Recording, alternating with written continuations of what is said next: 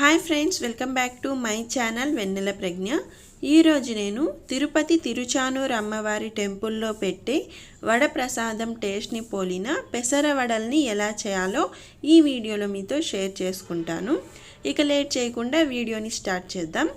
ముందుగా పెసర్లను ఒక బౌల్లోకి తీసుకొని బాగా 2 టైమ్స్ వాష్ చేసి ఒక 4 అవర్స్ నానబెట్టాలి. 4 అవర్స్ తర్వాత ఇందులోని వాటర్ మొత్తం వంచుకొని ఒక మిక్సీ జార్లోకి వేసుకొని ఈ విధంగా బరకగా గ్రైండ్ చేసుకోవాలి.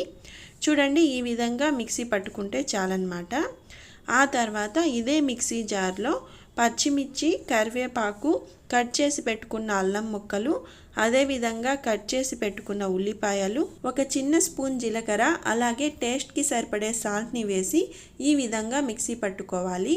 ఇప్పుడు దీన్ని కూడా ఇందులోకి వేసి బాగా మిక్స్ చేసుకోవాలన్నమాట. అలాగే ఇప్పుడు టేస్ట్ కోసం సగం ఉల్లిపాయను కట్ చేసుకొని ఇందులోకి వేసి అన్నీ బాగా కలిసే విధంగా చేత్తో ఈ విధంగా మిక్స్ చేసుకోవాలి. ఇందులోకి కొంచెం కూడా వాటర్ని వేయకూడదు. ఇప్పుడు ఈ మిశ్రమాన్ని ఇలా వడలుగా తట్టుకొని కాగుతున్న ఆయిల్లో వేసి స్టవ్ని మీడియం ఫ్లేమ్లో పెట్టుకొని బాగా ఫ్రై చేసుకోవాలి. చూడండి, ఈ విధంగా ఫ్రై అవ్వాలన్నమాట. అంతే ఫ్రెండ్స్, ఈ వడలు అయితే సేమ్ తిరుచానూరి అమ్మవారి టెంపుల్లో ఇచ్చే వడ ప్రసాదం టేస్టే ఉంటాయన్నమాట. సో చాలా క్రిస్పీగా, చాలా టేస్టీగా ఉంటాయి ఈ వడలు. సో మీరైతే ఒకసారి ఈ వడల్ని ట్రై చేసి టేస్ట్ ఎలా వచ్చిందో తప్పకుండా కామెంట్ చేయండి.